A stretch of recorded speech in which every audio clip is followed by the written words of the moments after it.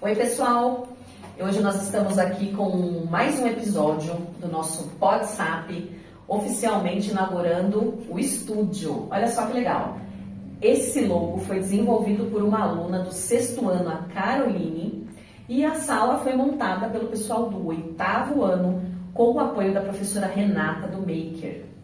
E hoje nós vamos, então, aqui no nosso 2º episódio, falar sobre adolescência e saúde mental. Um tema totalmente atual, necessário, uma pauta importantíssima, seja para as famílias, para as escolas e para a comunidade em geral. E hoje nós estamos aqui com a presença da psicóloga Alexandra Martins, que traz aí a experiência no atendimento de adolescentes e adultos, e vai estar conosco aqui respondendo também as dúvidas dos adolescentes que foram enviados pelo pessoal do 1º ano do ensino médio. Alexandra, seja bem-vinda. Se quiser falar mais alguma coisa sobre a sua experiência para o nosso telespectador, para o nosso ouvinte. Olá, pessoal. Primeiramente, eu gostaria de agradecer o convite. É um prazer enorme estar aqui com vocês para falar de um tema tão importante no contexto da nossa atualidade. Então, eu agradeço aí a escola, todos os alunos que irão acompanhar o 2º episódio, assim como os pais. Como a Karina bem mencionou, eu sou psicóloga, já atuo há alguns anos com foco tanto no atendimento clínico para adolescentes e adultos, e dentro desse contexto a gente vem percebendo, enquanto profissional, cada vez mais a necessidade de disseminar a informação, para que as pessoas tenham acesso, tenham realmente a possibilidade de apoiar as pessoas à sua volta e, mais do que isso, conseguir realmente reconhecer a sua própria individualidade para se desenvolver nesse processo. Mas então, vamos lá, né? Vamos lá. Essa fala, Ale, ela me leva ao nosso primeiro bloco aqui, que é a questão da desmistificação do tema da saúde mental. Então, assim, o que é saúde mental e como é que ela entra nesse contexto, né, da adolescência? Sim. Quando a gente pega a Organização Mundial de Saúde, o que eles trazem para nós a saúde mental é o equilíbrio entre os aspectos tanto físicos, quanto sociais, quanto emocionais. Olhando para esse contexto no geral, obviamente a gente tem que compreender que, na verdade, a saúde mental nada mais é do que a busca por um equilíbrio. E quando a gente fala equilíbrio, é buscar realmente a individualidade de cada pessoa. Então, talvez para mim, Alexandra, os meus quereres, os meus pensamentos, as minhas crenças, os meus valores são específicos em função daquilo que eu construo durante a minha vida, como para a Karina também pode ser outros aspectos. Então, o equilíbrio para mim talvez é estar profissionalmente bem colocada, fazer um exercício, poder me relacionar com pessoas à minha volta que me façam bem. E é importante a gente já começar também indagando um pouco disso, da importância de nós nos questionarmos cada vez mais, para que a gente já comece a olhar para dentro. Então, esse é um ponto importante. E quando a gente fala em saúde mental, a gente também não pode ignorar um contexto histórico, em relação ao tema. Então, a gente sabe que dentro do contexto de saúde mental, nós passamos por várias lutas até chegar a esse contexto que nós vivemos hoje. E quando eu me refiro a lutas, é no sentido até de compreensão mesmo do tema. Quando a gente fala em saúde mental, muitas vezes a gente já direciona o tema a uma doença mental, a uma perturbação, a uma desordem, a um desequilíbrio, e muitas vezes, entre aspas, como um tabu, até mesmo a loucura.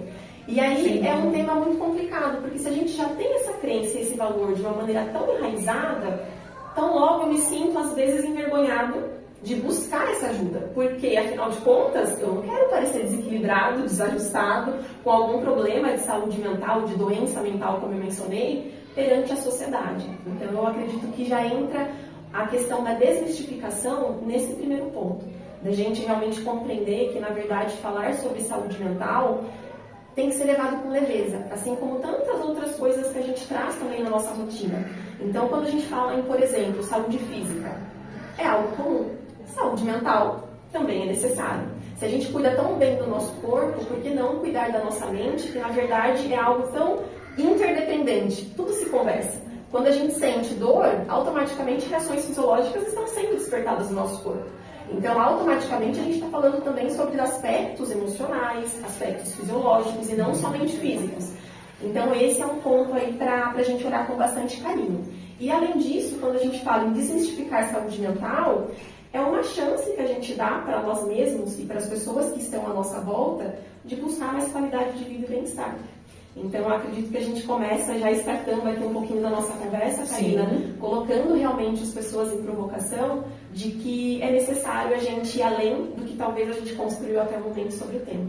Sem dúvida. Essa fala, ela me leva a uma pergunta que é como essa questão vem aparecendo no consultório, né? Os pais, eles chegam ainda com questões de vergonha, insegurança de ter que buscar um profissional, de reconhecer que o filho ou a filha adolescente esteja precisando de apoio. Como tem sido isso?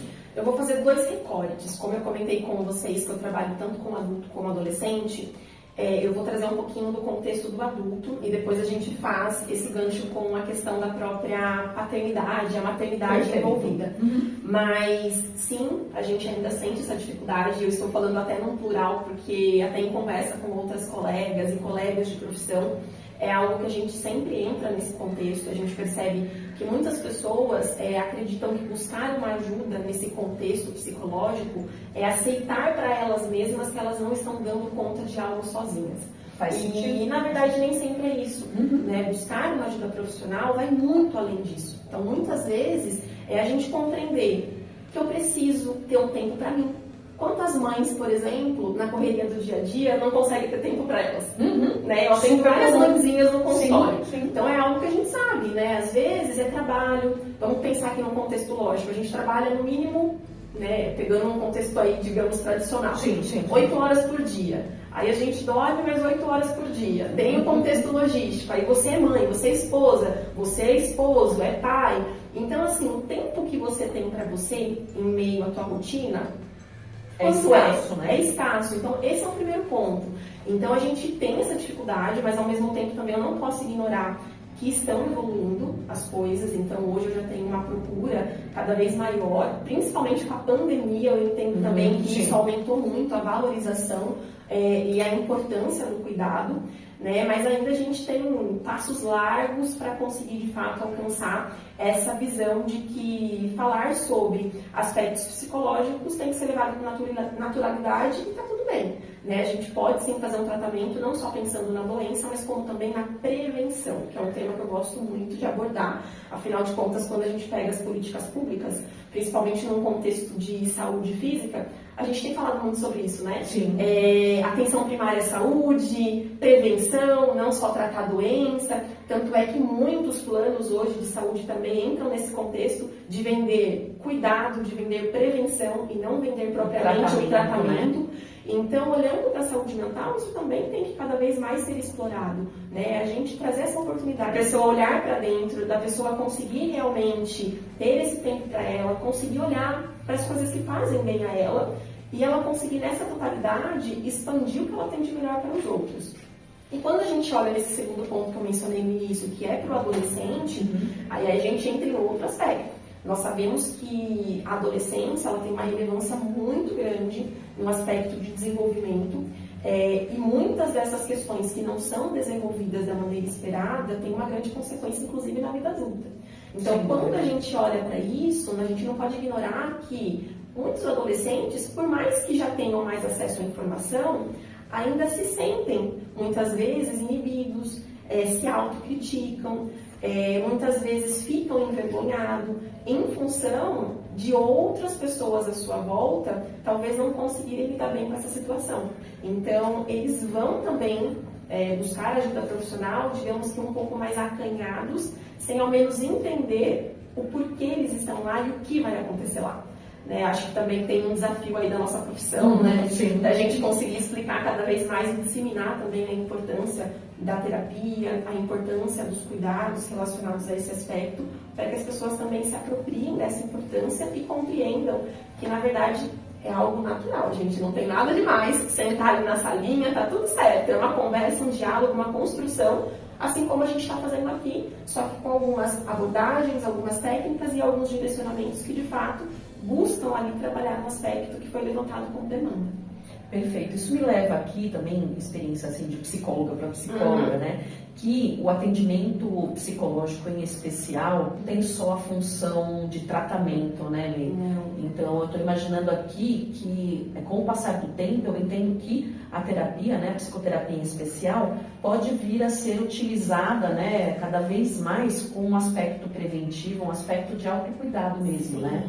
E não somente a partir do momento em que já está instalada, tem instalado algum diagnóstico, está instalada alguma doença efetivamente, ou que, né, crise de ansiedade, depressão, que são as mais comuns, mas que a busca pode ser feita num momento anterior, não é verdade? A partir do momento que a gente vai desmistificando essa ideia de associar a saúde mental com a doença, né? Sim. Então, assim, quando a gente quebra esse paradigma, a gente vai aumentar a chance desse adolescente ou dessa família trabalhar no aspecto preventivo, ou pelo menos já assim no primeiro sinal, né? Sim, exatamente. E esse é o ponto, né? A gente conseguir já identificar esses sinais para que o tratamento seja mais assertivo também, né, Karina? Porque, querendo ou não, alguns sinais já são notados e algumas circunstâncias já influenciam nesses aspectos. Então, quanto antes a gente consegue identificar, mais assertivo a gente consegue ser também no tratamento e promover uma qualidade também,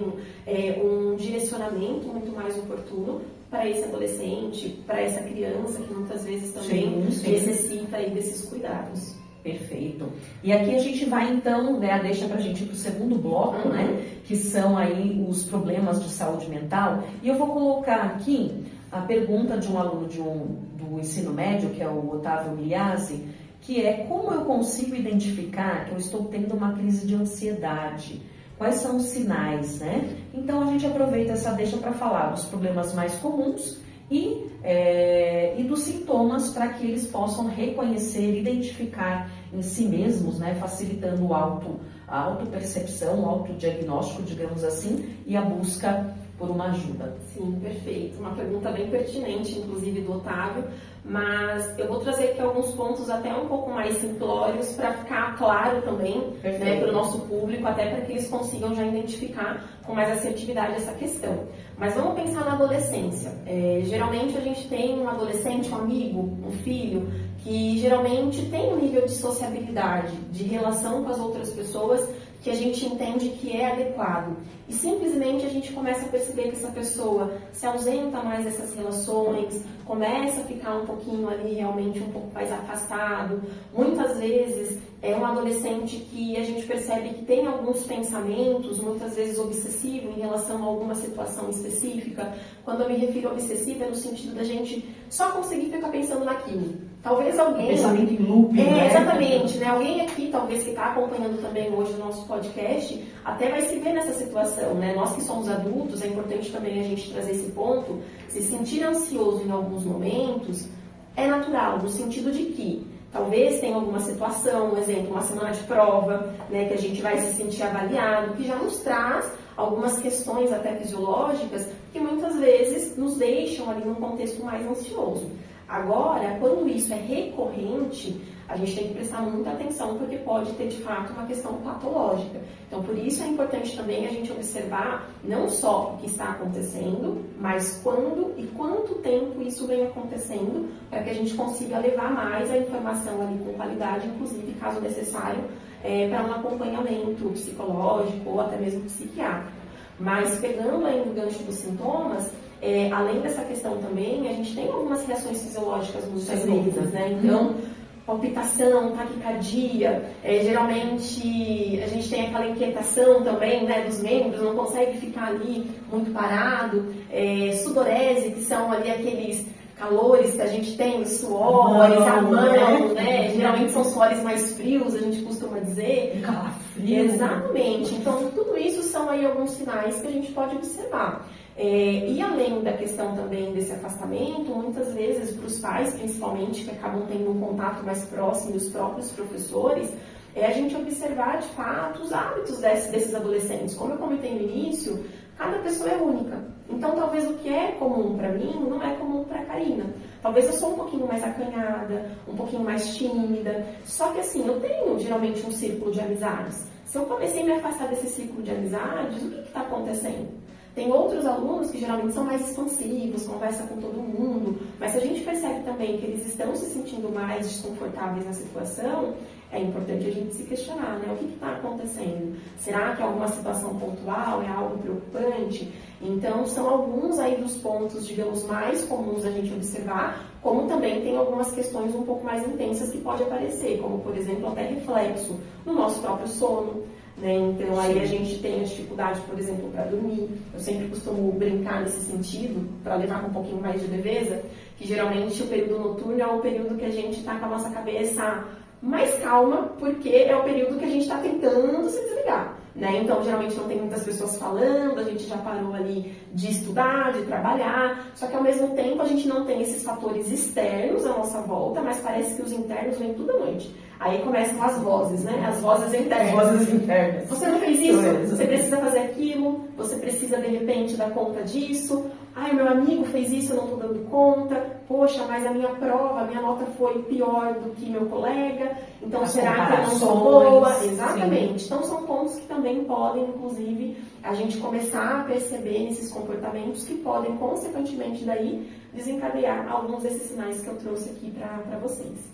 É interessante porque você trouxe tanto aquilo que pode ser o olhar dos pais em casa, por exemplo, se tem um sono regular, né, se a rotina ali da noite, se a família estiver próxima, né, mudanças, alterações no comportamento, quanto na escola também, né, porque também o adolescente passa um bom período na escola, também com esse olhar que o Colégio Sapiência também já tem esse olhar mais individualizado, né?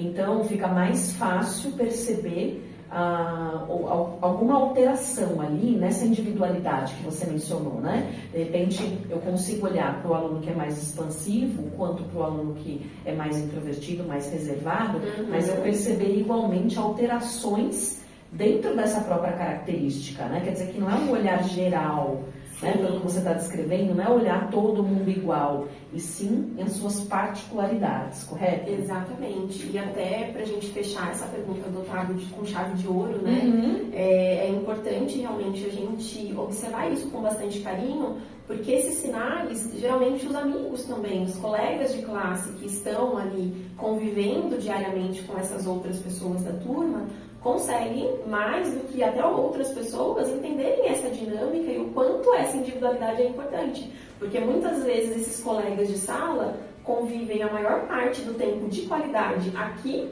do que talvez até com as próprias pessoas de casa.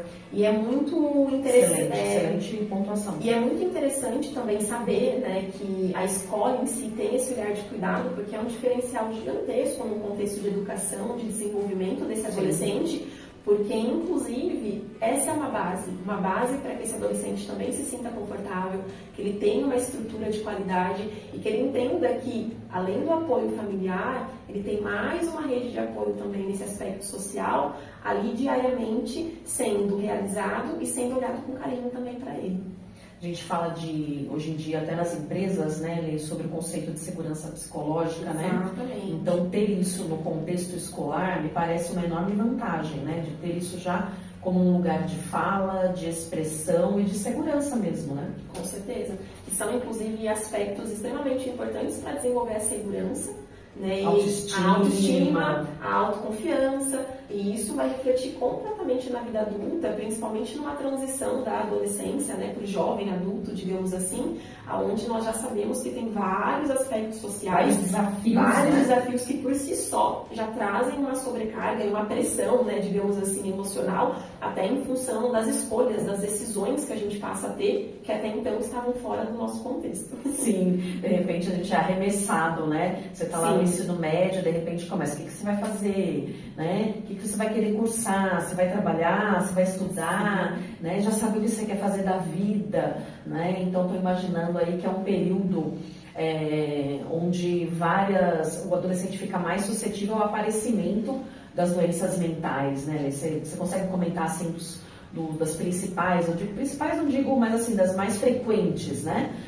Que os adolescentes acabam enfrentando? Eu até também tive o cuidado de buscar em algumas fontes para trazer aqui quais foram, né, as principais doenças relacionadas a esse aspecto de saúde mental que se desenvolveram pós-pandemia. Né? Fizeram com que a gente tivesse uma aceleração tecnológica muito expressiva.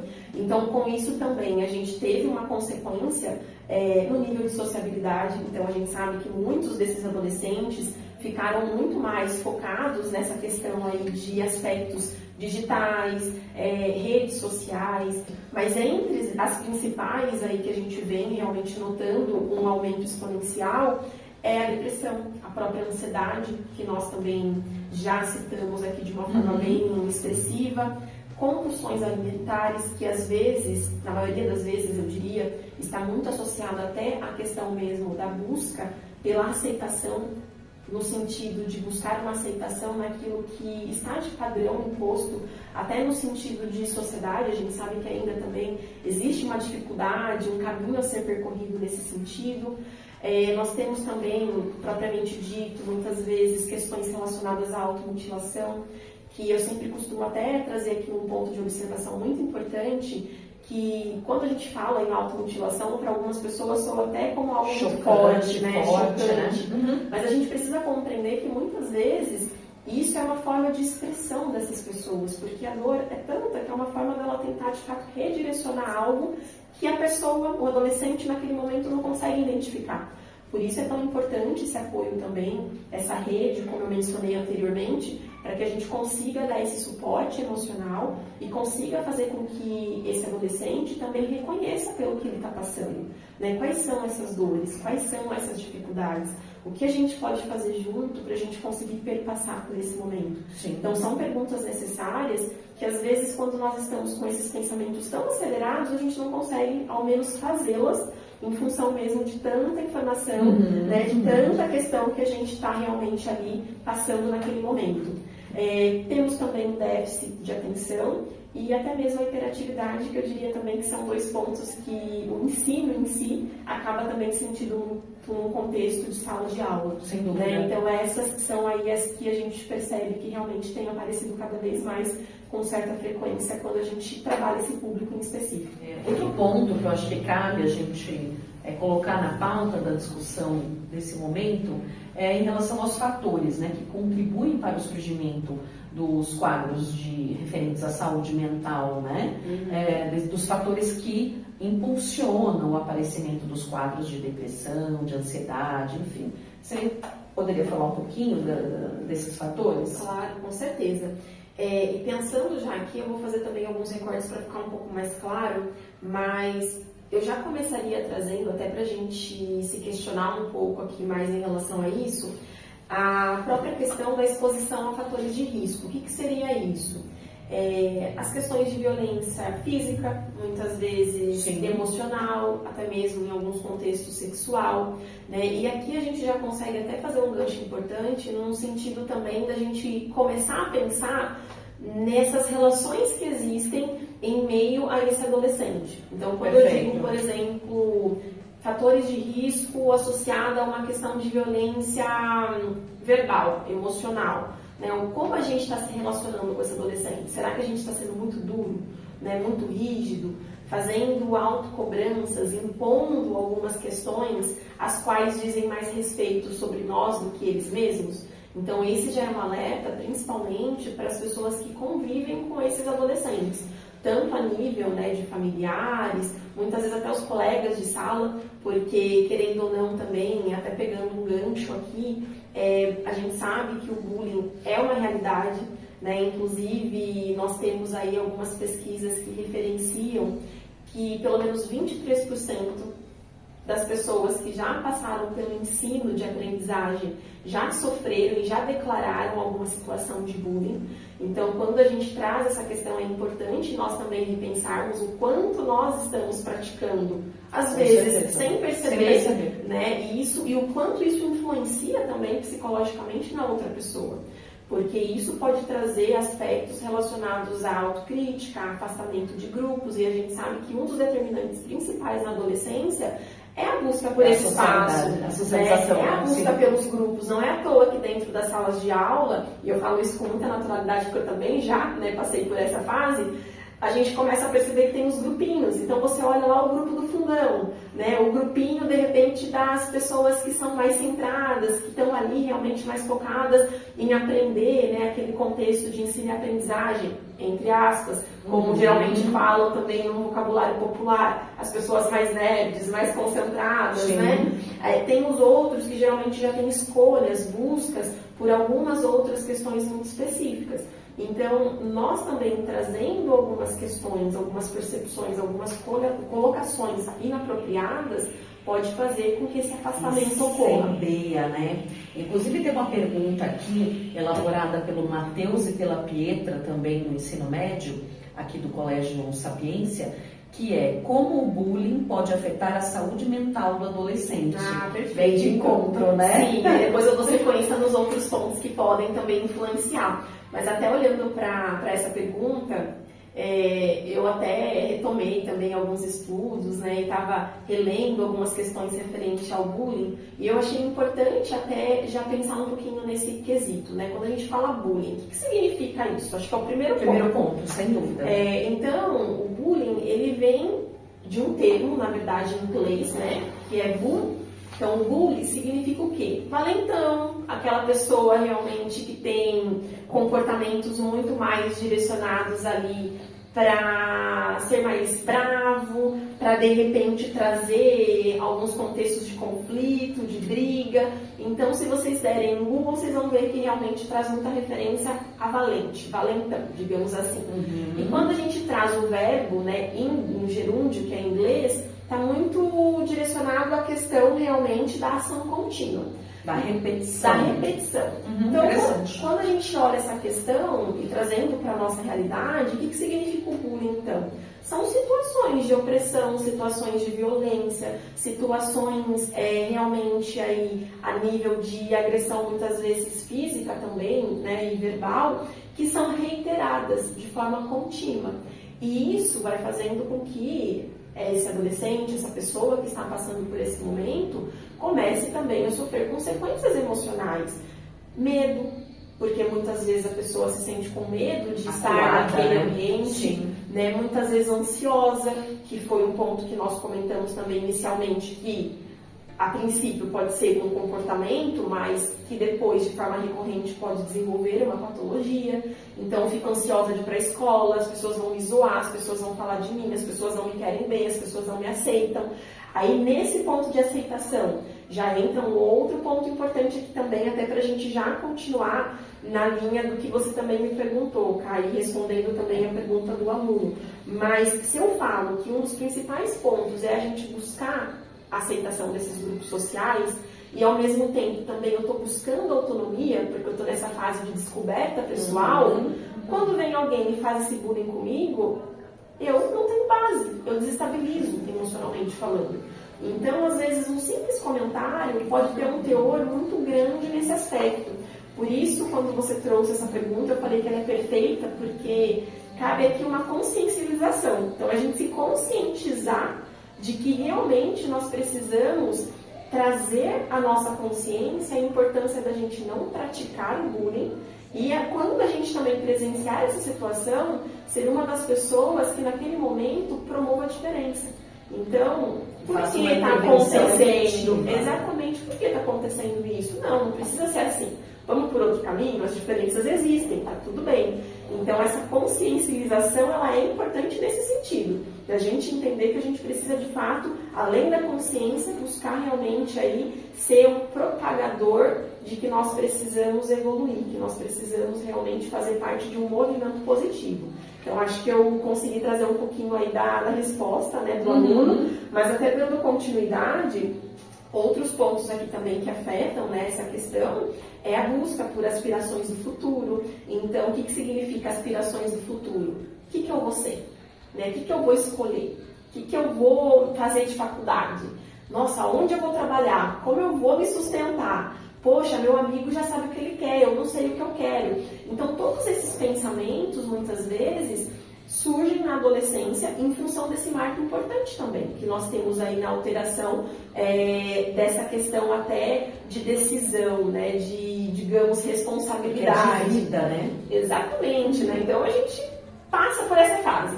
Mas aí a gente tem que se questionar em relação a isso também, como passar nessa fase de uma maneira um pouco mais leve, de uma maneira um pouco mais consciente, de uma maneira que de fato faça sentido para nós, né? Porque muitas vezes também a gente tem essa tendência de já buscar essa comparação em função da própria questão da idade.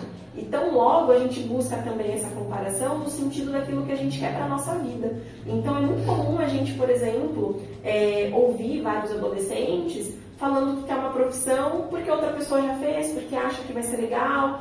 Então, às vezes, falta também mais informações, faltam mais possibilidades dessa pessoa, desse adolescente, de repente se apropriar daquilo que ela sabe fazer de bom, daquilo que ela gosta de fazer, daquilo que ela se sente bem fazendo e daquilo que ela escolheu para a vida dela, que ela vai linkar com aquilo que ela vai escolher de carreira. Sim. Então esse é um ponto importante, a gente também trazer esses questionamentos muitas vezes a nível de relações que nós temos dentro de um contato com os nossos filhos, por exemplo, né? Ou até mesmo nas relações também focadas em outros ambientes. Então, proporcionar a troca, proporcionar o conhecimento, proporcionar frequentar talvez ambientes que proporcionem esse autoconhecimento e o conhecimento sobre coisas que são talvez de interesse comum, né? Um outro ponto que eu não poderia deixar de trazer também, que a gente sabe que é algo que tem sido aí muito importante, muito significativo nesses aspectos também que a gente está mencionando, é o uso da tecnologia. Então, nós sabemos que a tecnologia veio para agregar, é um caminho sem volta, a pandemia também provou isso, nós não estamos questionando a tecnologia em si, mas a forma que ela é utilizada. Né? E por que a forma que ela é utilizada? Vou pegar um exemplo muito comum, rede social. Todo mundo que está me assistindo Karina, sabe o que é rede social e está inserido, né? Pelo menos uma. E se nós, que até então não estávamos tão habituados com o uso da tecnologia, porque a gente sabe que é muito recente ainda, né? Essa questão em massa do uso da tecnologia, nós já estamos muito dependentes em função de toda a questão atual. Imagina os adolescentes, que na verdade hoje é a linguagem que eles utilizam. Eles são digitais, eles né? Eles são digitais, essa Nativos geração. Digitais, exatamente, essa geração nova, ela já vem, eu brinco, né? Ela já vem de fato ali informatizada, né? Ela já sabe. Acho que o primeiro choro já vem assim de dentro de um celular, né? Eu tô totalizada, porque às vezes eu vejo algumas crianças, e aqui também, você tem filho, você deve até ter essa apropriação mais do que eu, né, cara? Às vezes a criança não fala, não sabe ler, mas ela sabe mexer no celular. Ela sabe teclar, né? Exatamente. Então esse é um ponto assim que surpreende, né, no sentido positivo da coisa, mas também traz uma reflexão importante, sem dúvida. E até trazendo essa questão da rede social, qual que é o ponto que eu queria chegar aqui? As redes sociais, ela é muito relevante, muito significativa, mas a gente traz recortes da nossa vida. E o que eu quero dizer como recortes? Geralmente as pessoas mostram nas redes sociais a melhor parte que elas têm. Eu vou mostrar ainda que seja fabricado. Ainda que seja fabricado. Mas eu vou mostrar no Instagram, por exemplo, um jantar diferente que eu tô tendo. Eu vou postar no Instagram um dia legal que eu tô curtindo. Eu vou postar no Instagram uma viagem que eu tô fazendo. Uma maquiagem que eu fiz. Uma prova que eu tirei 10. Agora, raramente, né, não vou falar que não aconteça, mas raramente a gente vai ver pessoas falando sobre suas dores, sobre suas dificuldades, pessoas mostrando os seus desafios, pessoas mostrando os seus pontos ali de fragilidades. Poxa, hoje eu não estou bem. Nossa, olha, eu tomei uma decisão que não foi legal e trouxe uma consequência para a minha vida. Nossa, você está indeciso? Eu também estou. Você sabia que eu não estou bem hoje, que eu estou pensando aqui 1000 coisas, que eu também sou ansiosa? Então, a gente começa, às vezes, ter uma realidade dentro desse contexto digital que, na verdade, não é real. E aí é um ponto que eu trago aqui também, que nós precisamos prestar muita atenção. E os adolescentes que estão nos acompanhando aqui também fazer uma reflexão. Entender que os filtros que existem nas redes sociais não são os mesmos filtros da nossa vida. Da vida real. Que as pessoas que estão ali, talvez se mostrando de uma forma, não significa que elas são tão perfeitas como elas estão se mostrando ali. Então, logo, a gente precisa se parar, muitas vezes, né, para se questionar, no sentido de que essas comparações não são justas com a gente mesmo. Porque se eu faço comparação numa base que eu não consigo ter a dimensão como um todo, o quão justo eu estou sendo comigo mesmo.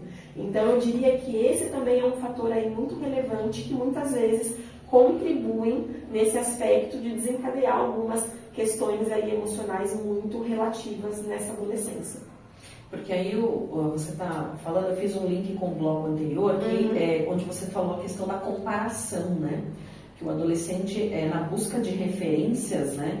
Ele vai, uma das opções é as réguas, né? Eu começo a me comparar com o outro, né? Para ganhar, para ter uma autorreferência. Mas na rede social, qual é a base, né?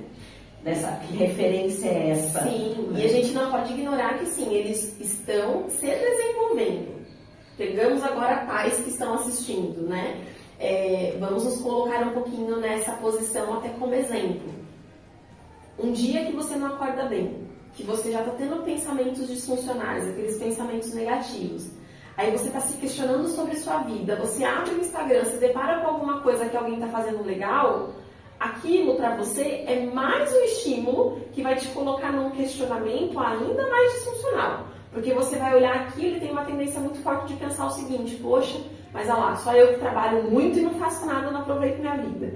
Né? Nossa, olha lá, mais uma vez a pessoa de repente fazendo algo e eu aqui me queixando, não estando feliz, não fazendo algo que faz sentido para mim. Então, se nós, que já temos uma maturidade emocional, a gente já é impulsionado a isso, imagine os adolescentes que muitas vezes estão se descobrindo. Né? Então, eles estão se descobrindo e, em meio a tudo isso, vendo situações, vendo exemplos que muitas vezes não são realidade. Voltando lá também para a individualidade, cada um tem a sua realidade, né? Cada um tem sua individualidade. Sim. E eu diria que a tecnologia, nesse sentido, traz realmente uma overdose, às vezes, de informação, né? E overdose no sentido mesmo de que a informação ela é importante, mas a gente não pode ignorar também que informação nem sempre gera conhecimento. Porque a gente precisa se apropriar dessa informação de uma maneira que a gente consiga, de fato, aplicar esse conhecimento de uma maneira que realmente seja efetiva no nosso contexto prático. Que faça sentido, para a nossa própria vida. Né? Então, informação por informação, a gente tem um monte, verdadeiras e não. Porque também a internet traz muito disso. Né? Então, esse cuidado, ele merece uma atenção, eu diria, redobrada, porque se encaixa com todos os outros pontos que a gente tem mencionado até agora. E aí traz comparação, autocrítica, questões relacionadas à própria autoestima. Né? Eu brinco com a questão do filtro porque é algo muito comum. Se você entrar no Instagram e coloca um filtro, você está linda, maravilhosa. Né? E você acorda, a realidade é outra. Então são pontos que a gente também não pode ignorar. E tudo isso traz realmente daí uma conexão muito importante de ser realmente mencionada e pensada também com bastante foco para a gente fazer o uso de maneira correta das redes e entender que a gente está num caminho único, numa caminhada muito individual e que faz parte do processo a gente entender realmente que nem sempre tudo o que a gente deseja, tudo que a gente busca, naquele momento vai fazer parte da nossa realidade. Perfeito. Isso me leva a uma reflexão sobre a questão da frustração, né? Sim. Da tolerância à frustração. No seu entendimento, né? O adolescente hoje, ele é menos tolerante à frustração, por exemplo, em função desses N estímulos e N possibilidades e até a mudança da economia e tudo mais, né? Ele é menos tolerante à frustração ou, de repente, é só uma questão de mudança de contexto? Eu diria, como profissional, que é menos tolerante. E eu vou até explicar um pouquinho melhor para ficar mais claro também e não tão preocupante, né, para as pessoas que estão acompanhando. Mas, pensando que a gente tem hoje um contexto de uma informação muito acelerada, de mudanças cada vez mais aceleradas, automaticamente o nosso pensamento também está cada vez mais acelerado. Então a gente quer as coisas para ontem. Perfeito. Né? A tendência da gente querer resolver as coisas está cada vez sendo cobradas de maneira ágil, né? Então, a gente tem até alguns contextos que a gente traz, né, de conceito VUCA, que é a questão do volátil, né, da incerteza, da ambiguidade, que é o sentido oposto ali das questões que nós vivenciamos e a própria complexidade em si. Então, as coisas elas estão acontecendo num espaço de tempo cada vez mais curto, e com mudanças cada vez mais significativas. Às vezes até opostas, né? Então... 180, 360, 30. Exatamente, até para nós, né, que já estamos aqui em gerações diferentes do que a gente hoje está falando, a gente sabe que, querendo ou não, também já sofremos com esse impacto de mudança. E eu diria que é uma questão, assim, da nossa realidade atual, né? Eu acredito que vai ser também uma questão tecnológica que a gente vai se adaptando cada vez mais nesse contexto com que as coisas estão evoluindo, mas a gente não pode ignorar que essa frustração realmente ela também é um ponto que ela está cada vez mais sendo menos tolerada em função dessa questão da própria agilidade. Então, poxa, se eu consigo a informação rápida, se eu posso, de repente, tirar minhas dúvidas de uma maneira ágil, apertando um botão, porque eu não posso ter o que eu quero. Né? É uma pergunta que ela é quase que automática. Por que eu não posso ter o que eu quero agora? Né? Por que eu não posso, de repente, buscar isso dentro do espaço do tempo que eu desejo? Então, esse é um ponto. E um outro ponto que a gente também não pode ignorar é o próprio autoconhecimento, né, Karina? Porque hoje nós conversamos, eu estava até brincando ontem no atendimento sobre isso, com um paciente de uma maneira também muito leve. Em que momento nós somos questionados sobre o que a gente sente, sobre o que a gente pensa? Muito raramente. A gente é questionado sobre o que a gente faz. Se você terminar hoje o seu relacionamento e eu chegar em você, qual que é a primeira pergunta que provavelmente eu vou fazer? O que aconteceu? O que aconteceu? Eu não vou perguntar, Marina, o que você está sentindo? Mas, nossa, o que te levou a tomar essa decisão? Raramente eu pergunto isso. A mesma coisa para os nossos filhos. Meu filho foi mal numa prova. O que eu vou falar para ele? O que você fez que você foi tão mal? O que mais que você faz na vida? Você só faz isso. São perguntas automáticas que geralmente acontecem. Mas a gente não pergunta qual que foi a sua dificuldade. É uma matéria que você tem, uma habilidade? Você se sente bem fazendo? O que a gente pode pensar juntos para a gente, de repente, propor de diferente? Então, você não entender aquilo que você sente também gera frustração. Vamos pegar um exemplo de uma criança, né? Que está lá no mercado, por exemplo. Pegou um salgadinho, o pai falou assim, você não vai levar. A criança não sabe responder aquilo, ela está sentindo alguma coisa, a resposta que ela tem é o quê? É a birra, muitas vezes, é o choro, é o grito, é o chamar a atenção. Só que quando a gente tem, né, vários profissionais que indicam você baixar no nível da criança, olhar no olho e falar, o que você está sentindo? Hoje não dá, sabe por quê? Hoje a gente vai comprar isso, tudo bem? Entre essas duas opções, qual que você escolhe? Então, ensinar isso também é importante. Né? Ao mesmo tempo que existe, sim, a questão da intolerância, nós, enquanto adultos, né, pais, no caso eu não sou mãe, não sou pai ainda, mas eu falo em nome, né, no sentido de atender outras pessoas também, enquanto pais a gente também precisa entender que a gente tem uma corresponsabilidade nisso. Então, o quanto nós estamos indagando os nossos filhos a serem mais questionadores e menos respondentes àquilo que eles vivem. O quanto a gente está indagando a eles a olharem para dentro, ao invés de olharem para fora e se preocuparem mais com o que os outros pensam do que aquilo que fazem sentido para eles. Então, esses pontos também são importantes da gente refletir, porque afetam diretamente essa intolerância à frustração. E é um ponto aí que eu entendo que a gente, de fato, não pode ignorar. Foi até pertinente essa colocação para trazer aqui realmente esse ponto, porque é algo que a gente percebe que cada vez está também mais aceleração é uma coisa assim que nos massacra, né? Exatamente. O computador, eu lembro que eu sou da época onde nem tinha internet, né?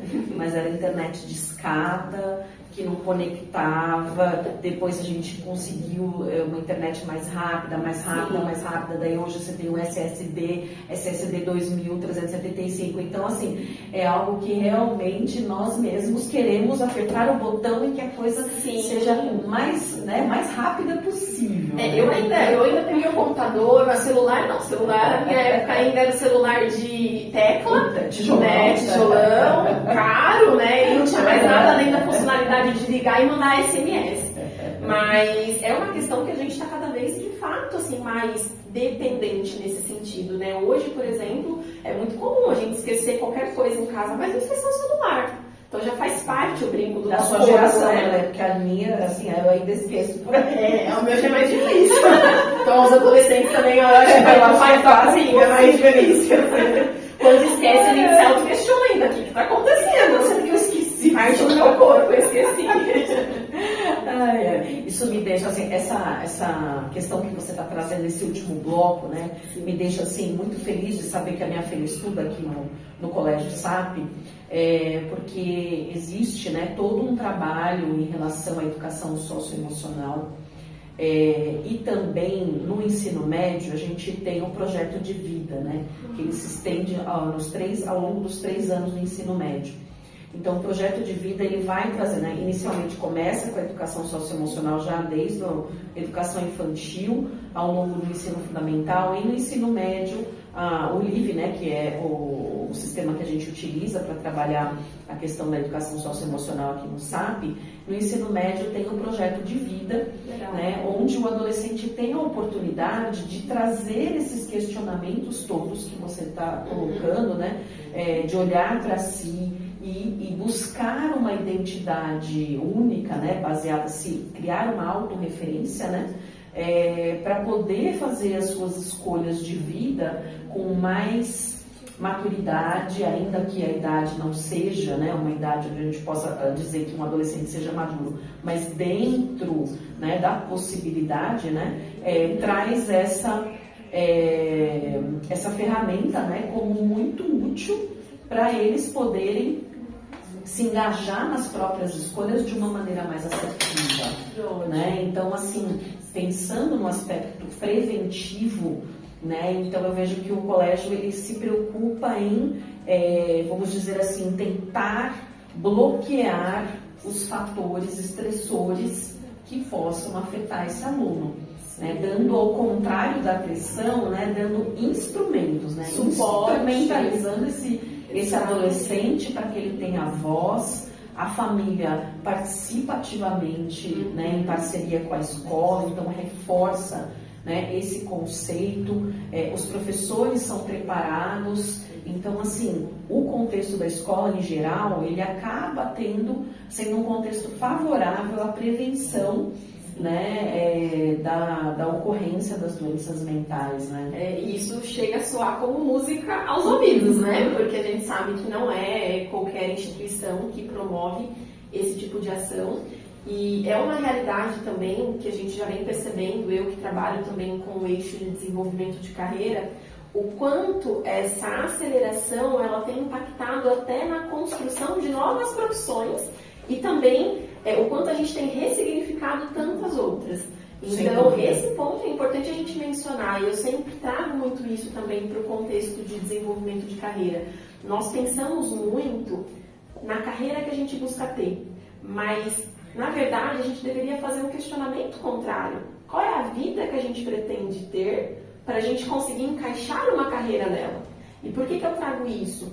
Muitas situações que eu tenho presenciado de alguns jovens, alguns têm buscado de forma muito incessante uma liberdade geográfica. O que isso significa? É poder trabalhar da onde quiser, a hora que quiser, e está tudo bem. A gente sabe que dá certo dentro de algumas profissões isso, mas uma vez que você escolhe uma profissão que essa liberdade geográfica não é uma realidade, você está fadado muitas vezes a viver um contexto profissional totalmente frustrante, porque a gente não conseguiu definir o que hoje a escola aqui proporciona, uma base, né, um suporte, instrumentos que façam com que esses adolescentes, essas crianças, consigam enxergar aquilo que é importante para a sua vida. Então começa por aí a fala, né? Nós temos uma vida e nós encaixamos tantas outras questões que estão correlacionadas à vida que a gente busca viver. Então realmente é uma música aos ouvidos, fico muito feliz em saber disso. Perfeito. Eu tenho aqui, Lê, mais uma pergunta, que é da Pietra, também do ensino médio, que é como identificar e ajudar alguém que você desconfie que está com a saúde mental abalada. Identificar, nós falamos um pouquinho no início do podcast, né? Então talvez a Pietra já tenha até tido essa dúvida sanada, no sentido da gente observar os sinais, os comportamentos, também algumas reações fisiológicas que por vezes a gente nota que está diferente daquilo que geralmente é no habitual. Então, prestar bastante atenção realmente nessa rotina, nesse contexto e também, dependendo da proximidade, até conseguir observar um pouquinho mais como isso está sendo ali na prática.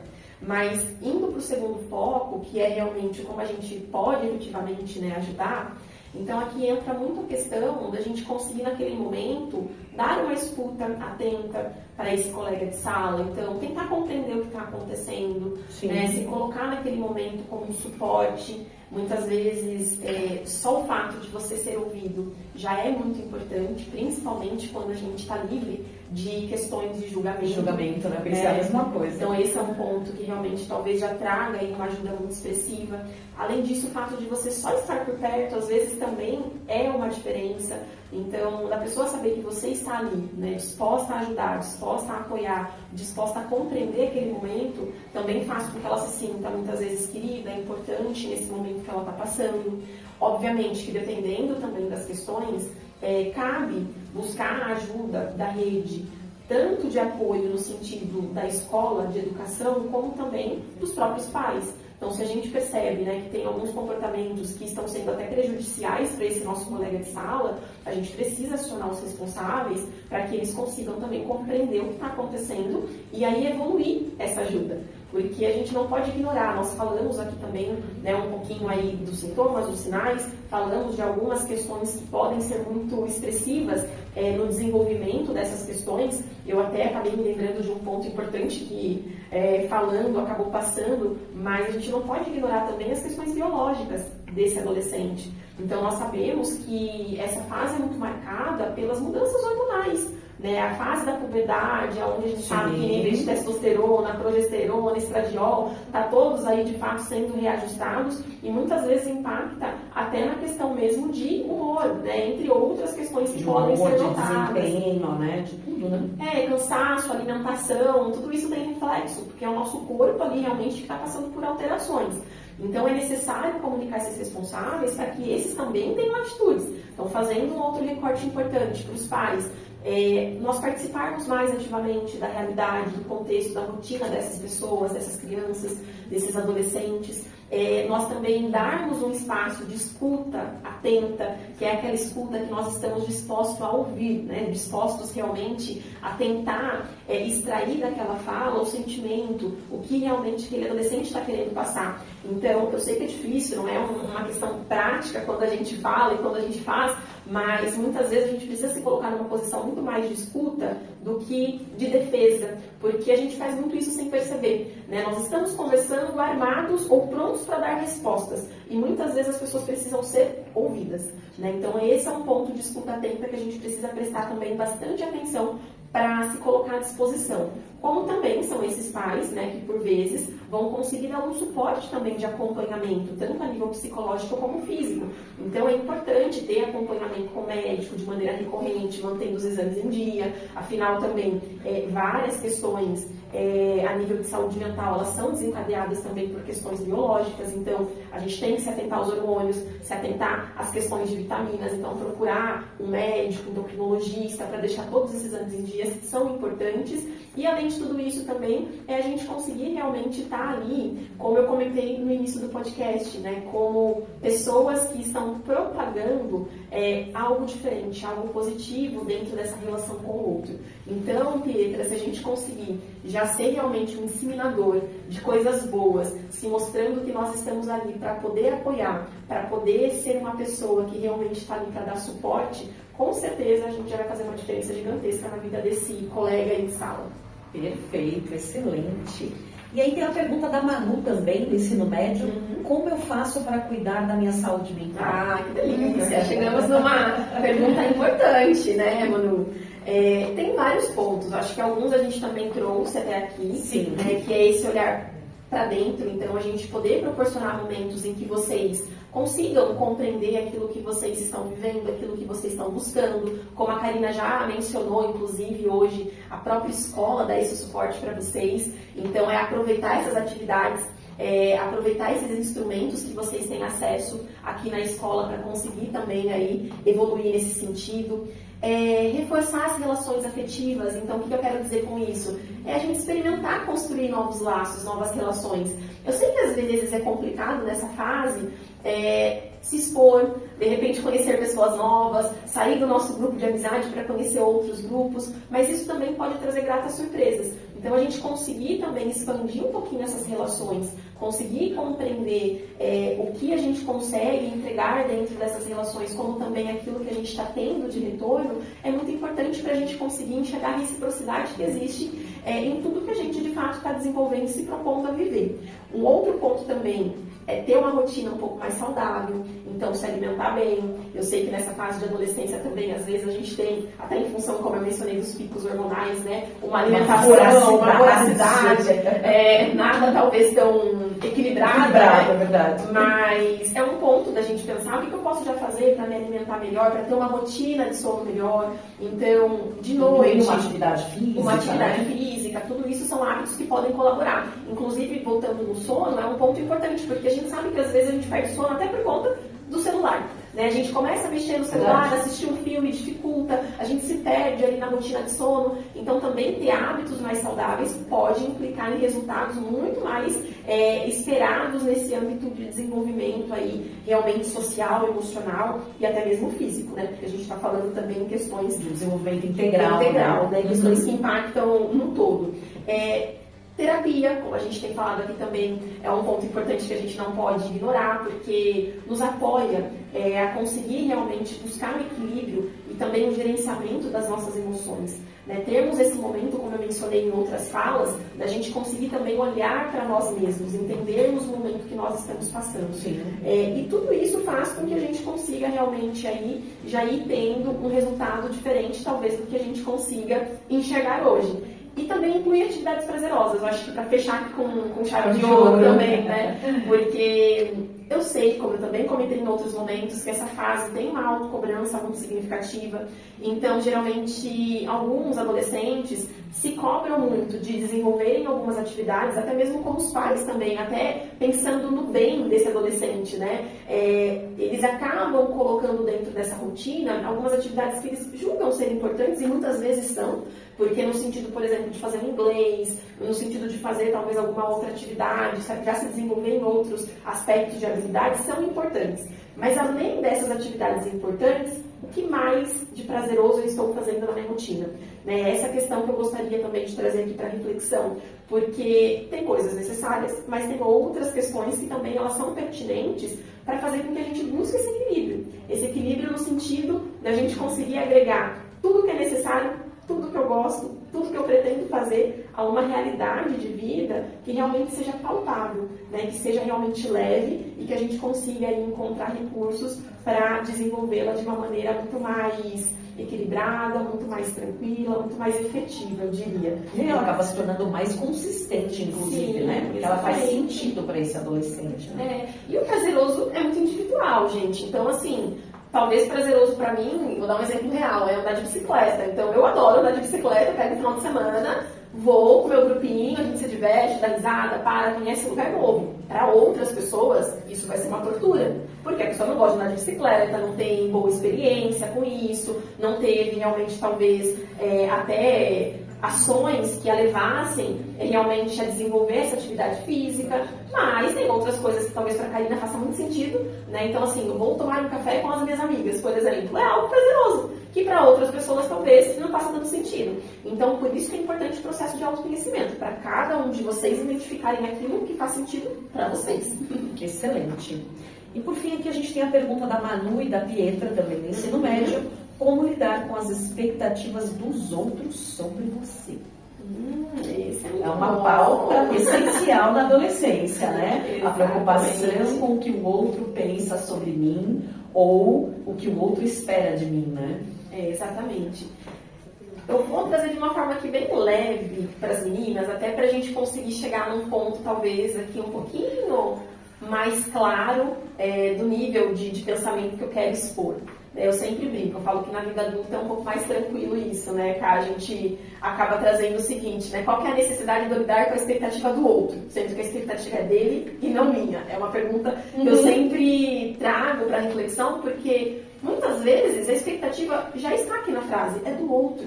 Então eu posso fazer o que eu quiser, que talvez essa expectativa não vai ser atendida. É o outro que está querendo isso, é o outro que está pensando isso. Mas eu quero fazer um paralelo porque eu sei que às vezes essa expectativa vem de pessoas próximas a nós. E aí eu também chamo a atenção dos próprios pais, das próprias pessoas que estão integradas a essa rede de apoio do adolescente. Porque, querendo ou não, sem perceber, às vezes a gente coloca uma expectativa em cima desse adolescente que faz com que ele tenha inseguranças, tenha reflexões, tenha questionamentos e até decisões que estão sendo muito mais pelo outro do que propriamente por ele. Por medo de chatear, por medo de não ser aceito, por medo talvez de frustrar as pessoas que ele ama. Então, eu diria que é um cuidado de mão dupla, né? Então, para o adolescente, ele conseguir de fato, cada vez mais buscar esses recursos, buscar possibilidades de olhar para dentro, de conseguir compreender aquilo que faz sentido para eles, de conseguir fortalecer esses aspectos com todas as questões que nós já trouxemos aqui, que são possíveis dele conseguir trabalhar nesse quesito, e ao mesmo tempo, esses próprios adolescentes, enquanto colegas de sala, os próprios pais, também se questionarem daquilo que é ou não conveniente, daquilo que é ou não interessante, transpor para o outro. Né, se questionarem mais sobre isso. Será que eu estou colocando uma expectativa muito alta na minha amiga? Será que eu espero que ela esteja comigo todos os finais de semana, sendo que ela também tem outras coisas para fazer? E os pais, poxa, eu quero que o meu filho tenha uma boa profissão, eu quero que ele seja um profissional de sucesso, eu quero que ele tenha uma colocação na sociedade de renome. Mas aí eu pergunto, o que é sucesso? Sucesso é relativo. Então também que régua é essa? Que régua é essa? Né? Então é importante a gente também trazer essas reflexões enquanto pais, para a gente conseguir compreender que saúde mental é um trabalho feito a muitas mãos.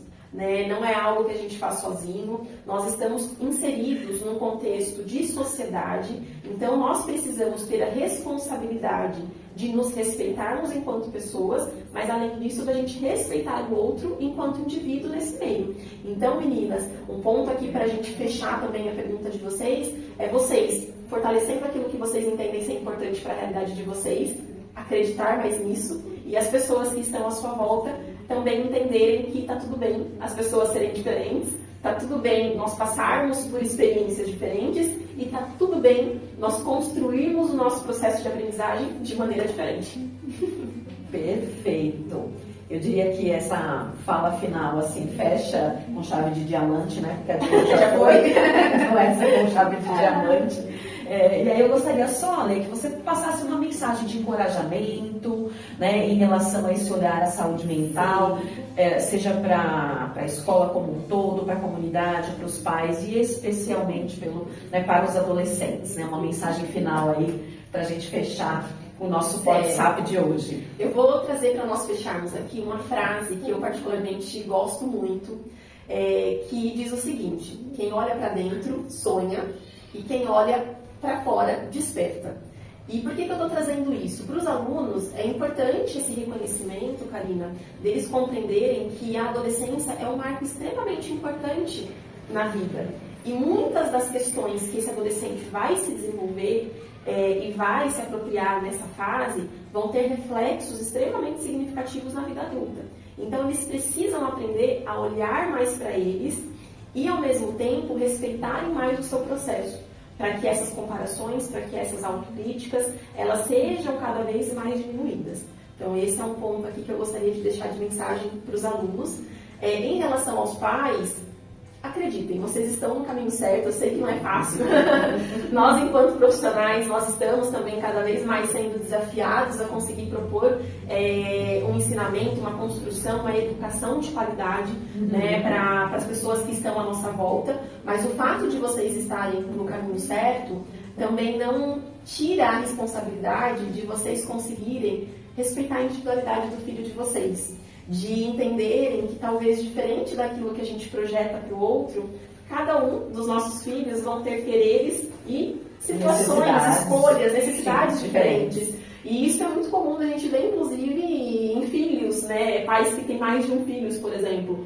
A gente cria da mesma forma, nós temos os mesmos valores, nós buscamos dar a mesma educação, mas cada um vai trilhar o seu caminho, né? Tem o seu jeitinho de ser, né? Seu jeitinho de ser, digamos assim, vai trilhar o seu caminho, como você bem disse. Então a gente precisa também aí ser suporte, né? Fazer a diferença, acompanhar esse processo e proporcionar a base também necessária para que eles consigam se fortalecer nesse período. Afinal, nós sabemos aí que muitas também das questões relacionadas à saúde mental aparecem na adolescência, mas muitas dessas não são identificadas nem tratadas na adolescência e, consequentemente, a gente tem que tratá-las num contexto futuro. futuro. Vão focar no contexto futuro, não tem como fugir, né? Exatamente. E para a escola, eu gostaria de deixar aqui meu agradecimento. Como eu falei no início, é uma honra estar com vocês e mais do que isso, é uma honra saber que eu estou participando de um podcast onde a escola de fato já aplica a diferença, já pensa nesse tema extremamente importante que é a saúde mental e com certeza com todas as atividades, com todos os instrumentos, com tudo que vocês já estão aí proporcionando para os alunos, vocês têm sido também um fator de diferença realmente nessa rede aí de apoio e de construção também, que a gente sabe que tem um impacto gigantesco na vida do aluno. Perfeito. E assim a gente finaliza esse podcast, agradecendo aí mais uma vez a Alexandra Martins. Vamos falar o seu arroba? É @psi Alexandra Martins, psicólogo, PSI. Perfeito. E aí agradecer à escola mais uma vez essa oportunidade, né, de estarmos aqui para esse segundo episódio. E aí, espero estar com você outras vezes. Com certeza. Obrigada, gente. Mais. Tchau. Tchau.